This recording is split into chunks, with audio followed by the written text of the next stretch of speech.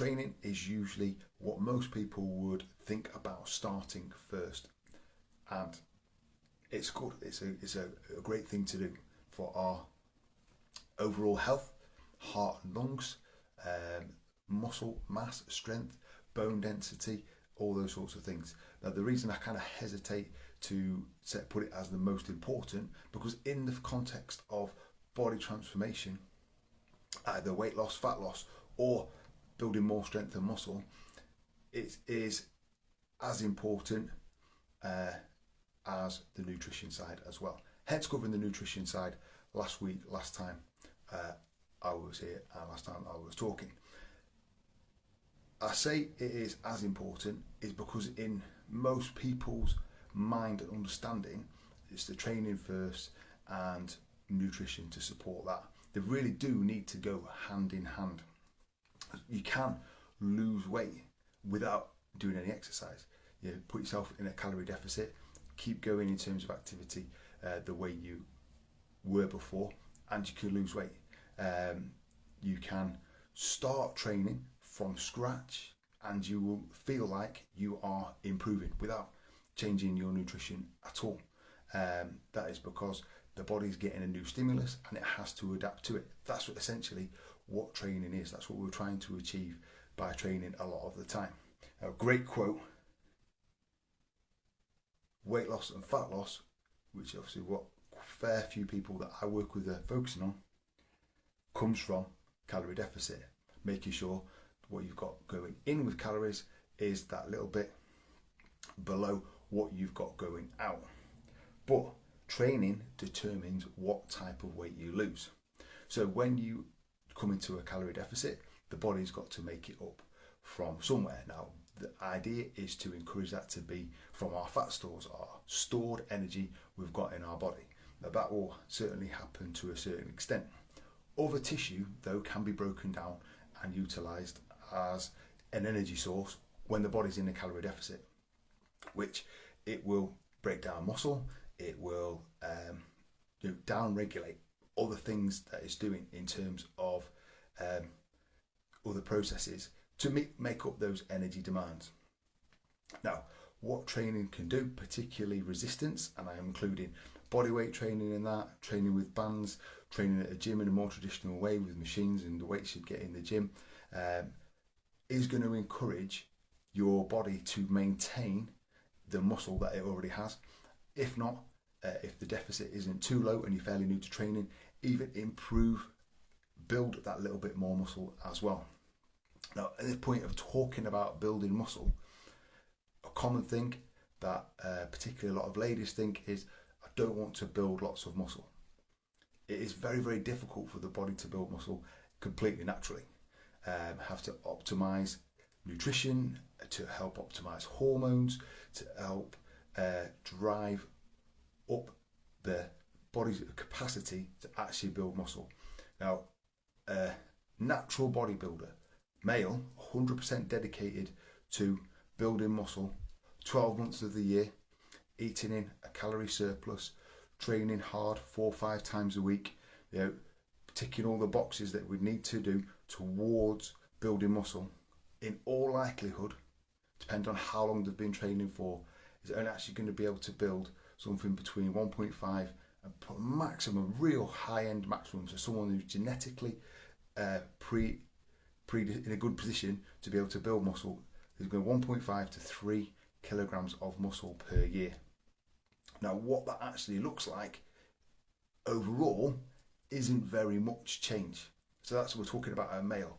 Higher testosterone level, eating the right sort of things to optimize that testosterone as much as they can, depending on their age.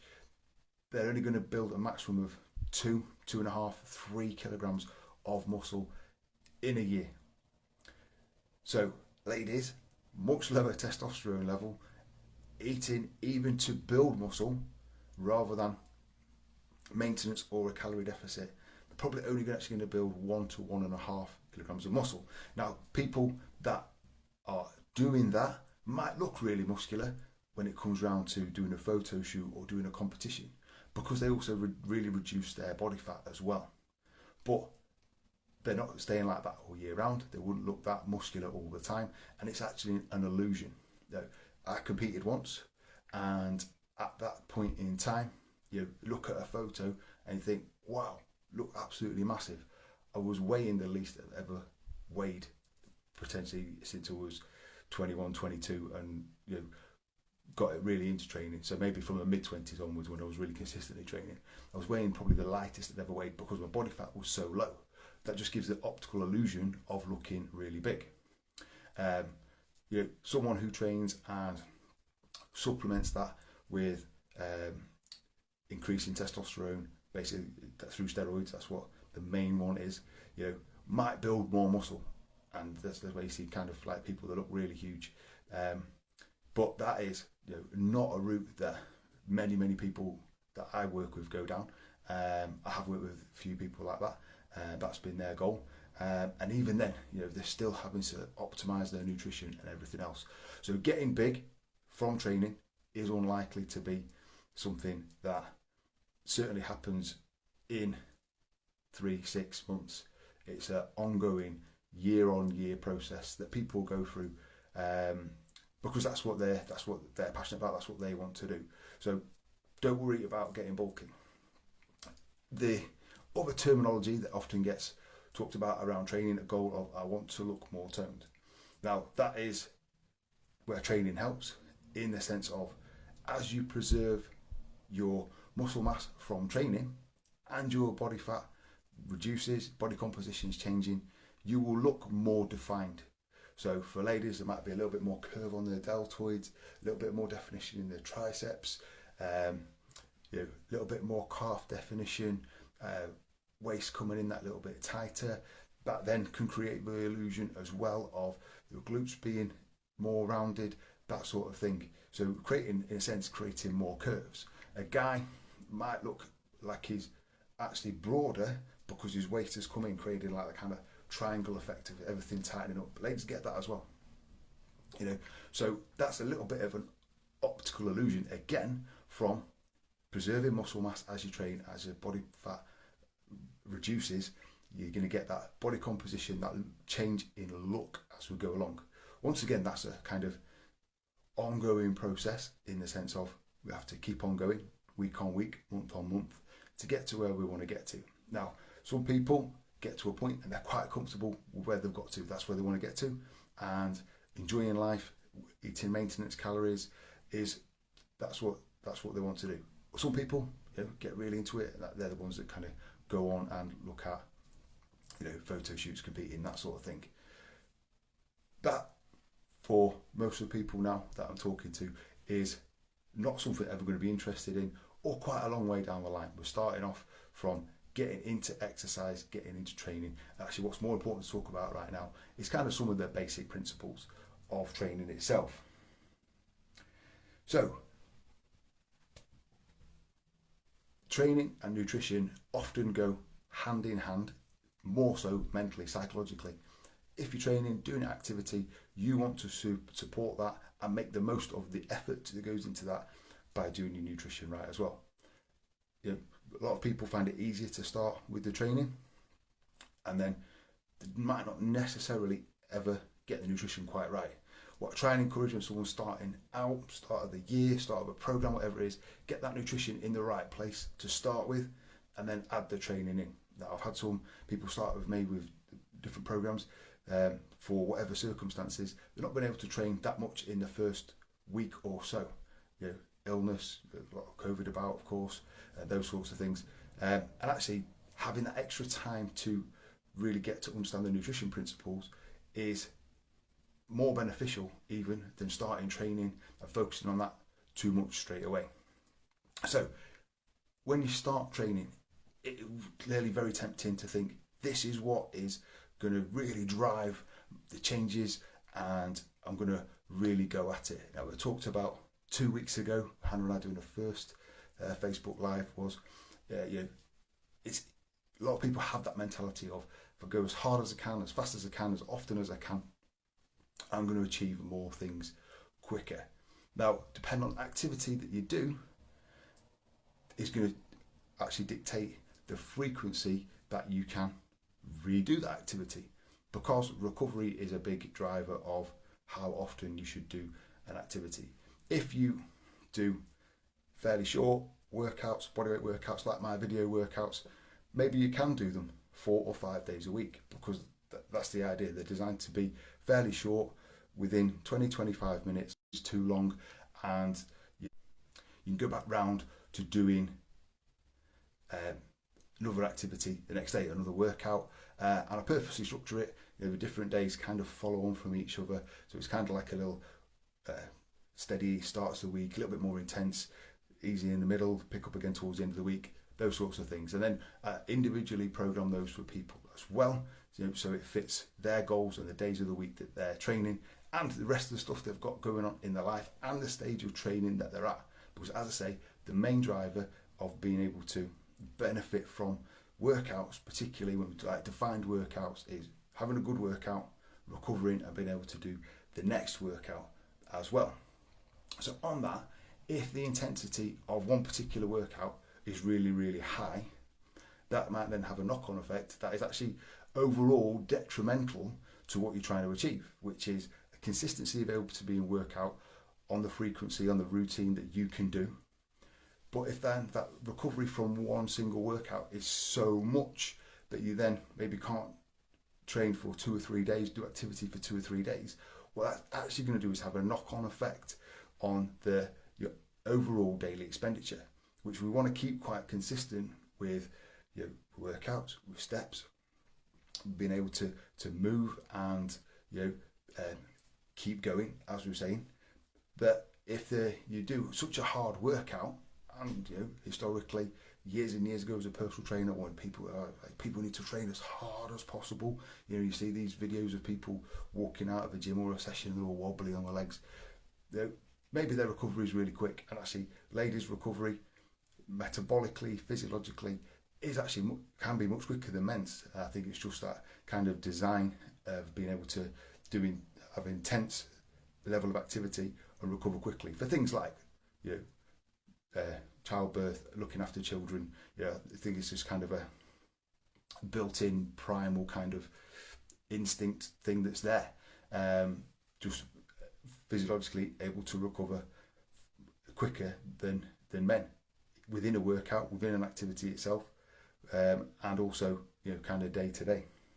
But if the activity and workouts are so hard that it brings down the amount of daily energy expenditure, because you end up needing to sit down, lie down, not move around as much, then actually that's going to bring down the actual daily energy expenditure for maybe 2 or 3 days.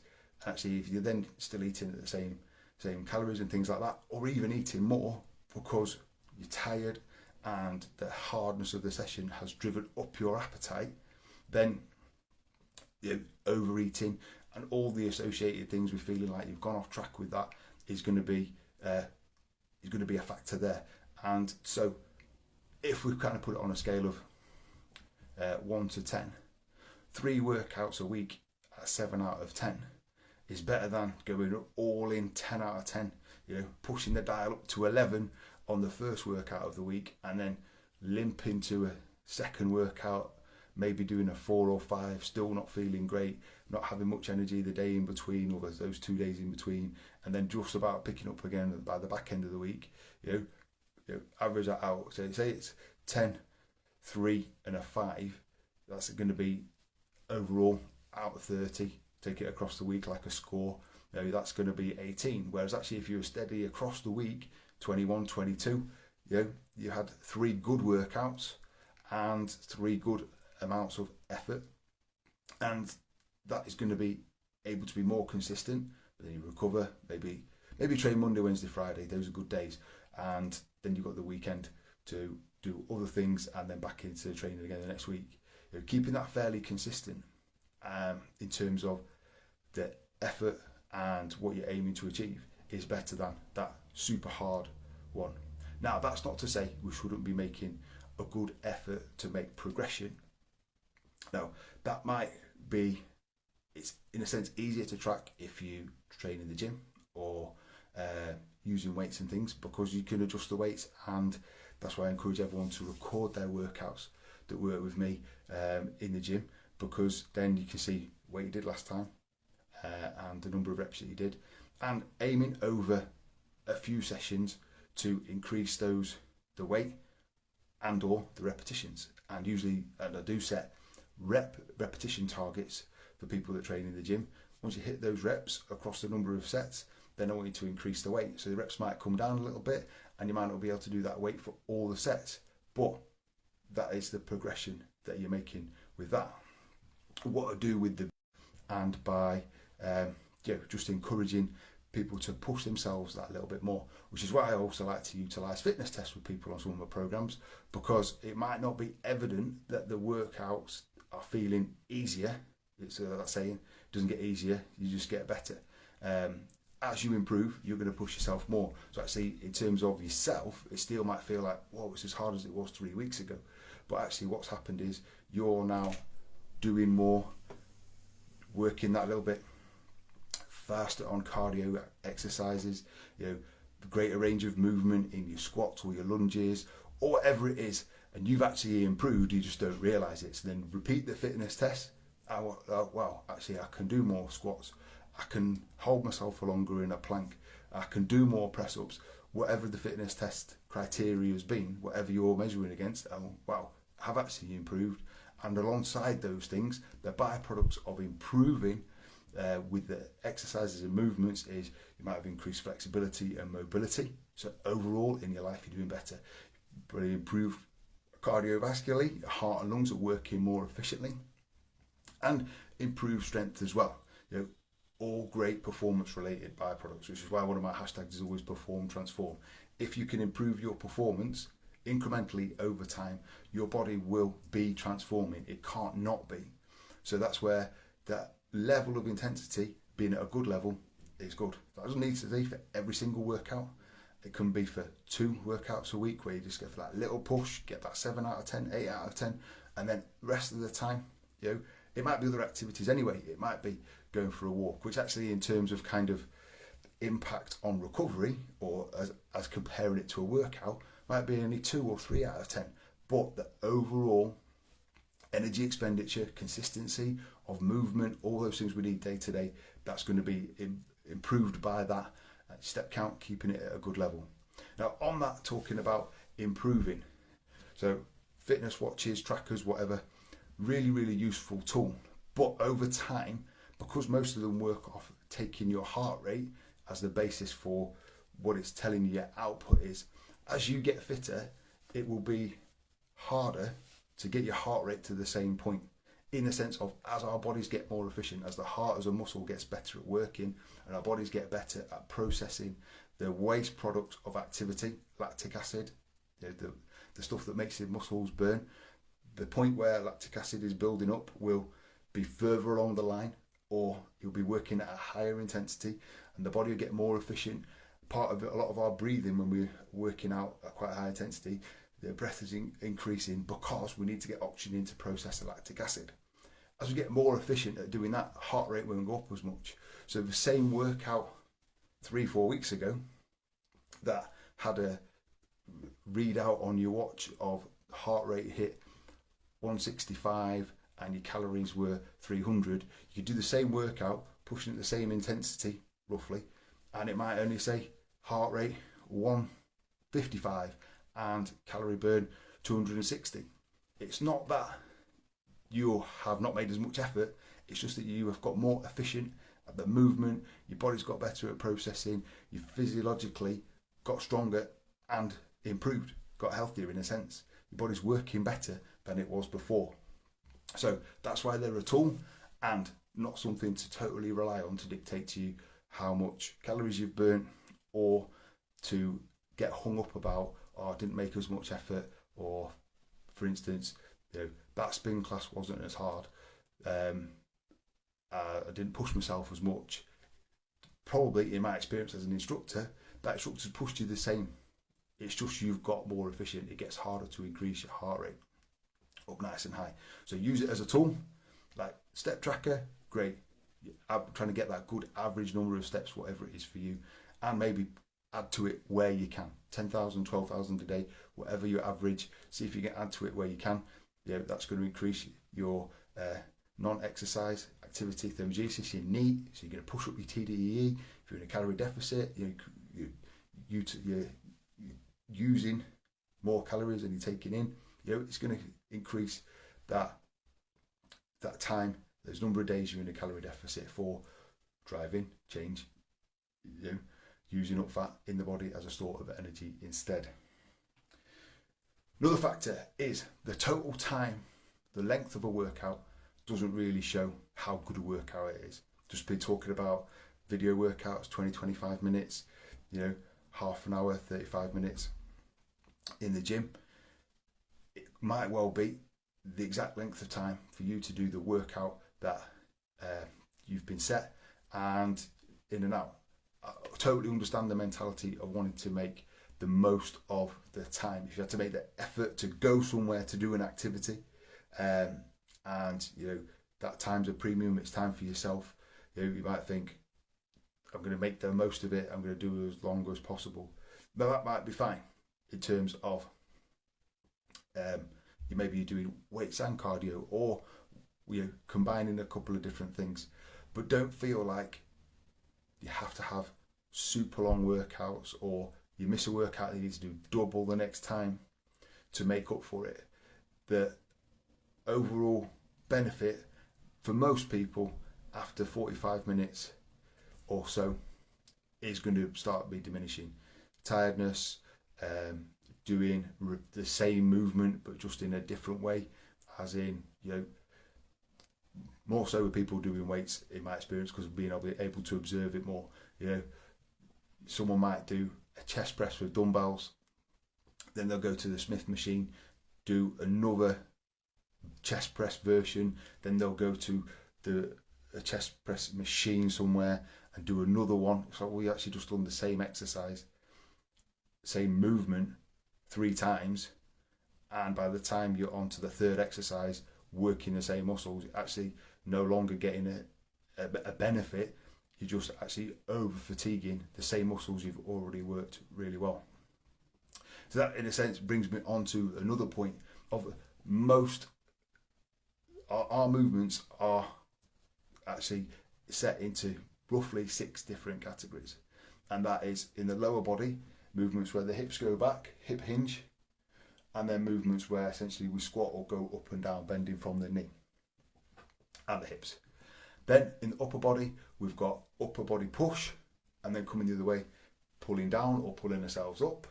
And then we've got upper body push out horizontally and rowing that towards us, pulling horizontally as well. 6 foundational planes of movement. If we, for most people, hit those movements through the week, then we're working pretty much all the muscles in our body. Now there's other exercises we can do, isolation exercises that will work different parts of different musculature in those areas more specifically, and they might be appropriate, and things like bicep curls, anything for the triceps, they're technically termed as isolation exercises, and for me they're kind of icing on the cake type of exercises after you've done the other movements. So those bigger movements we just talked about, they're known as compound exercises because they move across more than one joint. Anything in the lower body involving a squat, you're moving across the hips, the knees and the ankles, working across 3 joints, that's a compound exercise. Doing a press up or a pushing things up like a shoulder press, we're going across the shoulder complex, the elbows, the wrists, needs a little bit, in a sense, more restricted with working, a little bit more restricted in a sense, just working with body weight, but can mimic and utilise a good range of muscles. The only thing that's potentially missing is work through the back directly, but there's movements that I add into the workouts that work into that area as well. And if there's an opportunity to mix in movements with other equipment, we're going to utilise that. But the important thing is to understand that there's only so many foundational movements, which does mean that you can use this in 2 ways. If you're doing a workout, say one of my video workouts, and a particular variation becomes too much, too intense to keep on doing well with good form, with good technique, then you can scale that back to the foundational movement. So say I put in 3 squats and 1 jump. That jump becomes too intense. You just keep on doing the squat. Say I've put in a single leg squat variation. It's in the same position. It looks like a lunge, but it's up and down. Don't take the tension off the muscles. Gets too intense, change it to a reverse lunge. We can change these movements around. Same with plank. I like planks up on the hands because we're working more of the chest and shoulders, getting more involved. Core's working hard as well. There's usually a movement involved, say a knee tuck, toe tap, reach out. If the movement becomes too intense, too unstable, just hold it. Or take it down onto the forearms. Take a little bit of tension off the upper body in terms of the maintain. And then over time, maybe you need less of the variations and you sense scaling it up, making progress that way. In the gym, what that might look like is that you will do certain movements, favour certain movements because of their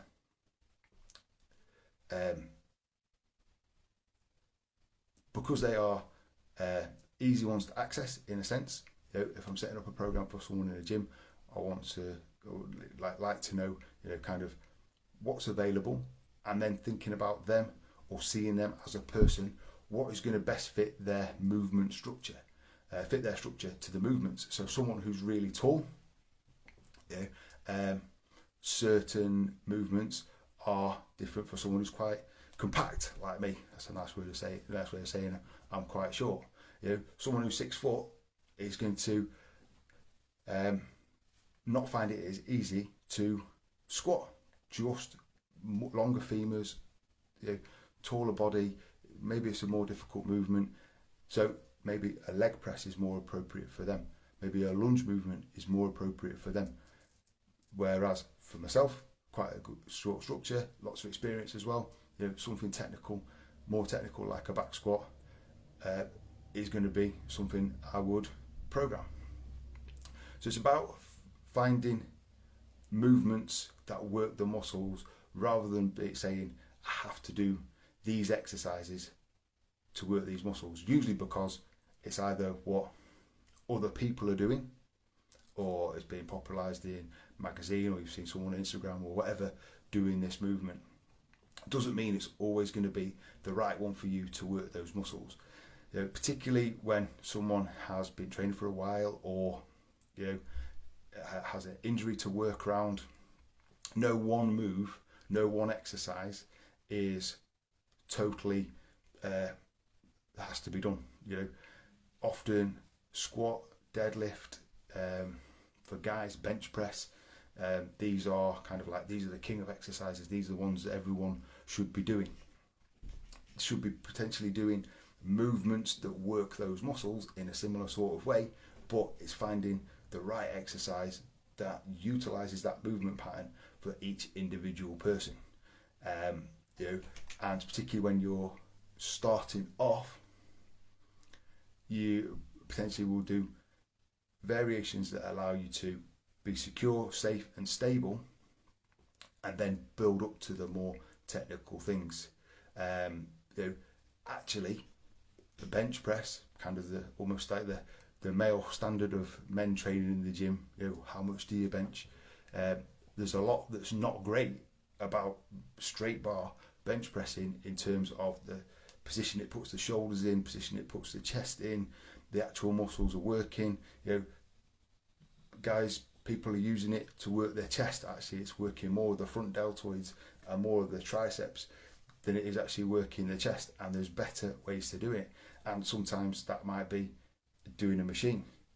For a lot of people, a press up is actually better mechanically getting in the right position than a bench press will ever be. So the simpler things are often as effective.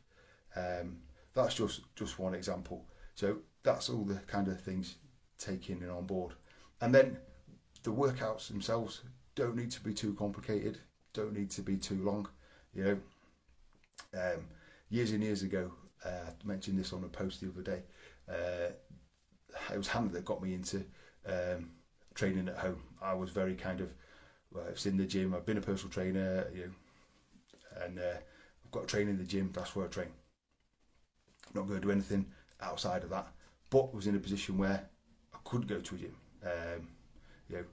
In terms of the kids, both kids were really young, we've got a dog, I'd changed careers, retrained and done to be a teacher. It's my first year of teaching. Lots of marking, lots of planning, getting assessed and observed regularly, because my first year of teaching. Going to the gym 2, 3, 4 times a week was just not an option. And Hannah had found online, at the time, essentially it was kind of like an expanding blog called Body Rock, and she started doing it, and she said, try it. Some of these workouts are only 12 minutes, 15 minutes, 20 minutes long maximum, and they were tough. I totally changed my attitude towards training just with body weight, and also training not having to be at the gym. And but one thing that I did struggle with was to keep the novelty of these workouts, keep traffic coming to the workouts, keep people frustrating to not be able to do it. There's a thing called a butterfly jumping jack. To this day, it looks cool. I can't do it, But I was just like, okay, they're doing that, I'm going to do a jumping jack. And it is just having that confidence that whatever movement or whatever substitute you put in is still going to be effective, and that's why I try and put it into my workouts in terms of videos and in terms of programs for people going to the gym. This is kind of the exercise you're aiming to do. If that's not free at the gym, or it's a variation that doesn't work for you because on this day your knees are a bit sore, you don't want to be jumping up and down, scale it back, try this, do this alternative. If you look at the movement, it's similar enough that you're still working the same muscles. And record that on the app, or make a note of it so for next time, actually the better substitution for me is to do this at this time. And as I've built up, maybe I will go back up to the kind of harder variation that I've just come back down a little bit from. Overall then, it's that consistency of being able to do activity, do a workout, do training, whatever that looks like for you, repeatedly, to a fairly set pattern. Obviously that can change around with work and commitments and that kind of thing, and build up what you're doing. Make small incremental amounts of progress. That might be, I've gone from I can't do the movement plank variation to now I've done the first round of doing the movement plank variation, and when the next round comes round, I've rewound the video, put it back on, I'm just going to do a hold, or I'm just going to go down on my elbows. I'm going to try it for half the time, half of the 30 seconds, half of the 40 seconds, and build things up from there. All that is progression. And don't ever feel like you have failed by not being able to do the movement, or do it for the whole time it's kind of set for, or do all the repetitions. And that might change week to week. You might have a really, really busy week at work, and actually what you need to do is knock off a whole round of a video workout, or go to the gym and do the first 4 exercises on a program, or scale back the weights that little bit just to go around it. Just you've still done something, and that is overall, in the grand scheme of things, more important than either feeling like I can't do anything at all, it's just too hard. Scale it back, do something that's going to be potentially good in terms of mindset, general well-being, how you feel about the work, about yourself, in terms of, look, I've committed to this, I've still done something.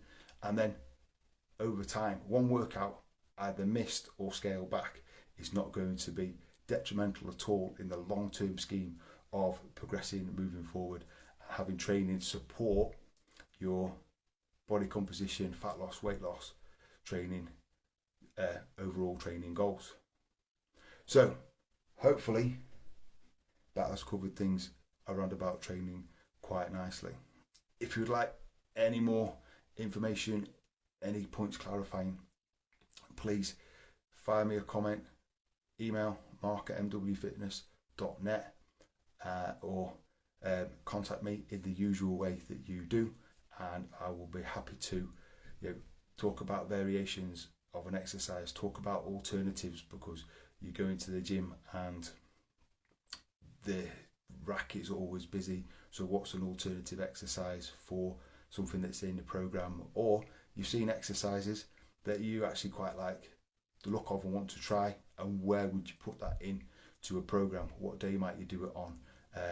What can you add in? Overall, consistency is king, alongside with training frequency. Steadily doing 2, 3, 4 workouts or whatever it is each week, and keeping on going with that. And that might ebb and flow in terms of the number that you can do, but just keeping going for the period of time it takes to get towards your goals. And it's a journey, and it's a process, and actually you have to embrace that and just build it into your lifestyle overall. Thank you for listening to the Always Moving Forward podcast. You can find more information about MW Fitness at www.mwfitness.net, and all our links to social media are there too.